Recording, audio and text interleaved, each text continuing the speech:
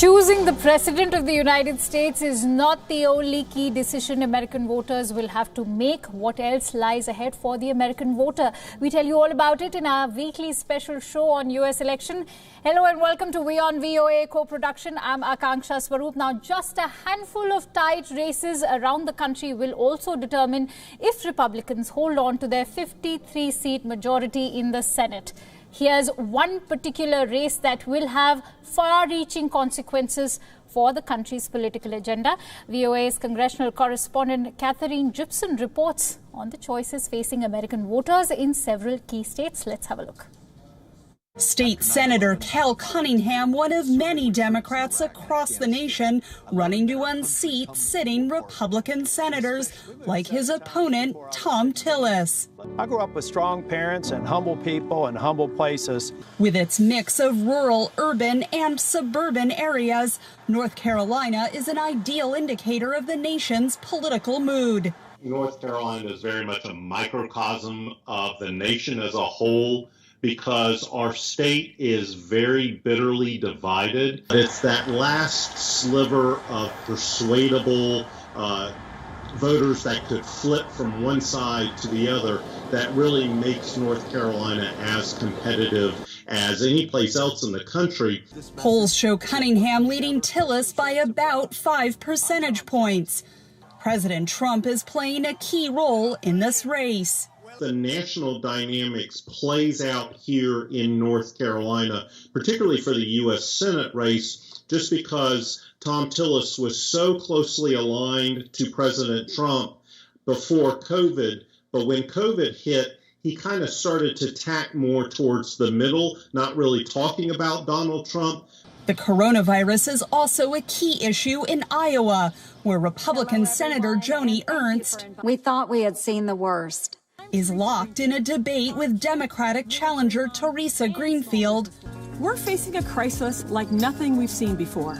Over the severity of the pandemic, a sign the national dynamic will play more of a role in the Senate races this election cycle, analysts say. We're waiting to see how folks either defend the president in his handling of the coronavirus pandemic or whether they're trying to distance themselves a little bit, and that'll depend on how much it's impacted the state. In Maine, Susan Collins is familiar with national attention after her high-profile vote confirming Supreme Court Justice Brett Kavanaugh and acquitting Trump in the impeachment trial earlier this year. The Postal Service is a lifeline. She's running behind challenger Sarah Gideon, who raised millions of dollars criticizing those votes. But in Alabama, President Trump's support for Republican Tommy Tuberville, giving him a double-digit lead over Democrat Doug Jones, who will likely lose his seat. Democrats also hope to win seats in Colorado and Arizona. They will need to pick up 3 seats if Biden wins, 4 seats if Trump wins.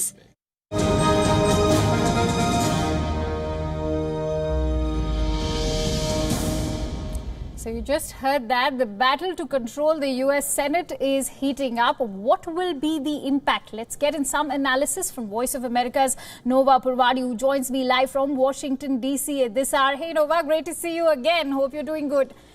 Now, Nova, perhaps the congressional races, including the House of Representatives and the Senate, don't get much coverage outside the United States. But wouldn't you agree that they are equally important irrespective of who ends up winning the White House? Well, yes, Akansha, like names like Susan Collins that we mentioned in the previous report, and also Cory Booker, Tom Cotton, Lindsey Graham. These are not household names for many of our international audiences. Even Mitch McConnell, who controls the legislative agenda at the Senate, he's also not really a household name, perhaps in many households for our international audiences. But these are some of the senators who are up for re-election this year, along with the presidential elections that happen every 4 years, where this year it's going to be on November 3rd. There will be also congressional races. All 435 congressional districts for the House of Representatives hold polls, and also roughly a third of the Senate seats that total 100 are going to be voted on. And for this year, there will be 35 Senate seats, which will be voted on by voters as well. Now, what's interesting about these Senate seats is that they also show how politics, national politics even, are so local. People in Maine don't necessarily think about flipping the Senate or what their vote will mean for national politics, just which representative represents their district, their state, the best in the U.S. Senate. This is also the case in Kentucky, where Mitch McConnell is also facing re-election with a competitive challenger there from Democrats. And of course, some of the Democrats or even Republicans there might think about national politics, but they're also thinking about local politics and how they've represented their state. Also, the impeachment trial recently earlier this year showed how a bitterly divided Senate failed to convict and also to remove President Donald Trump. And so that is also shows how the Senate, even though it doesn't get that much coverage overseas, is also playing a key role also in legislation. We also saw during the last years of the Obama administration, he was hampered by the House and the Senate in Republican hands, that he couldn't even nominate his own Supreme Court justice when an opening came up, Akansha, a few months before the elections. Merrick Garland, which he tried to nominate to the High Court. And so certainly not really seen overseas that much, but certainly an important race to follow, Akansha. Absolutely. And hearing from you, I can just make that out, how tight this race is. It seems like the entire battle between the Democrats and the Republicans is heating every week as we get closer to the race. On that note, Nova, also the sudden passing of Supreme Court Justice Ruth Bader Ginsburg, a progressive justice in the highest court, also highlights the other branch of government, the judiciary. How will this impact the U.S. voters?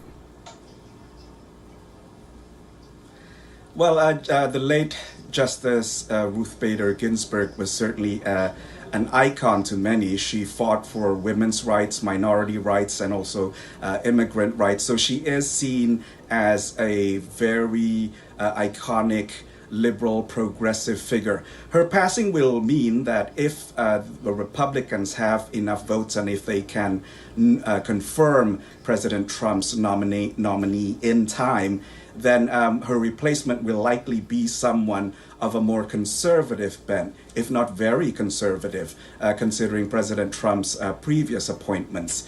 Now, why this is important is because unlike the Supreme Courts in other countries, in India, I believe the Supreme Court consists of 33, 34 justices, whereas in the US it's only 9 justices, and these are lifetime appointments. So most Supreme Court justices serve until they pass away, as the late Justice Ginsburg did, or they retire in their later years. And this, of course, determines the balance of the court in determining several judicial reviews, the power of the Supreme Court that most people are familiar with. And in recent years, a lot of the hot button issues, such as DACA or the deferment of deportation against undocumented immigrants who came to the US as children, and also reproductive rights, also abortion rights. These hot button issues have been voted on by the Supreme Court in very narrow margins, 5-4 often, or even 6-3. And with DACA, for instance, there was a ruling in June where it was 5-4, with Chief Justice John Roberts siding with the progressive justices.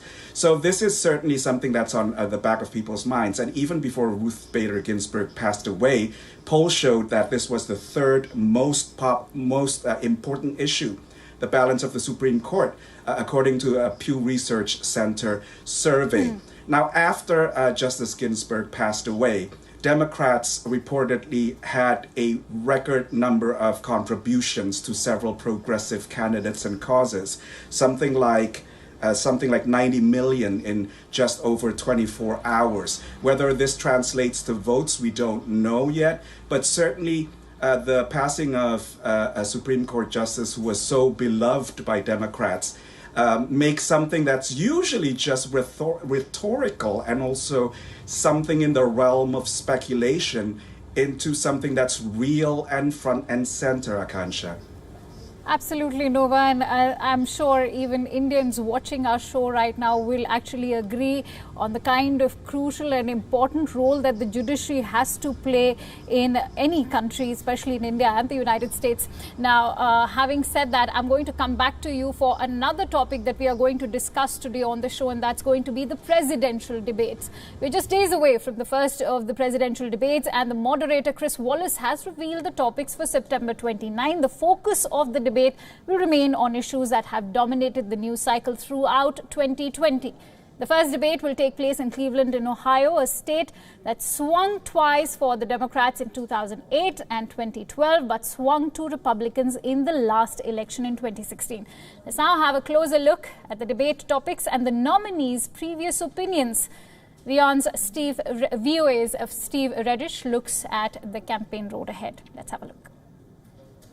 This election will decide whether we save the American dream or whether we allow a socialist agenda to demolish our cherished destiny. I think that we can expect to see a rowdy debate between the two presidential candidates. Jennifer Murcia is a communications professor at Texas A&M University. She says both Biden and Trump are fighters. And he isn't shy to do that, to mock people or to bully them during a debate. He did that in 2016. And with Joe Biden, what we've seen from him, he sort of has a longer history of doing debates in politics. And what we've seen from him is that he's very willing to stand his ground.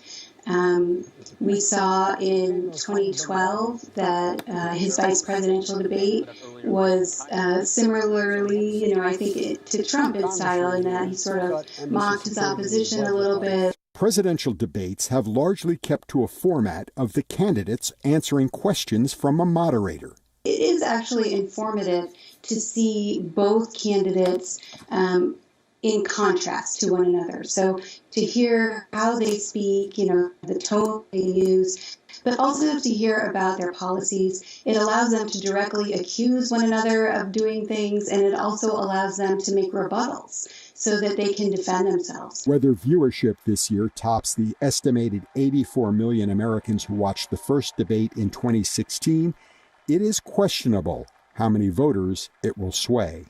A lot of the research on presidential debates have shown that it kind of lets people identify with the candidate that they kind of already identify with. It just kind of lets them see who shares their positions, right? There's not a lot of evidence per se that it changes, presidential debates change minds. I really think that, for these debates to have any kind of effect like they should, the audience itself has a responsibility to listen with an open mind.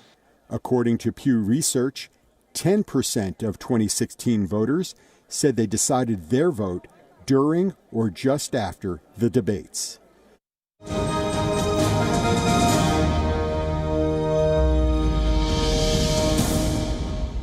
Let's go back to Nova Purwadi, who's joining me from Washington, D.C. live at this hour. Nova, how crucial are these debates in determining the outcome of the election?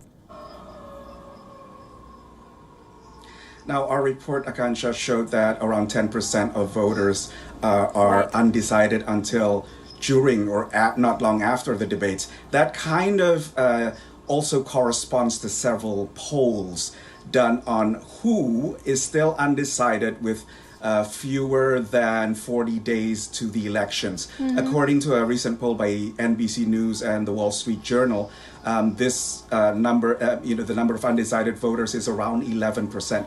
So around the same as 2016, perhaps.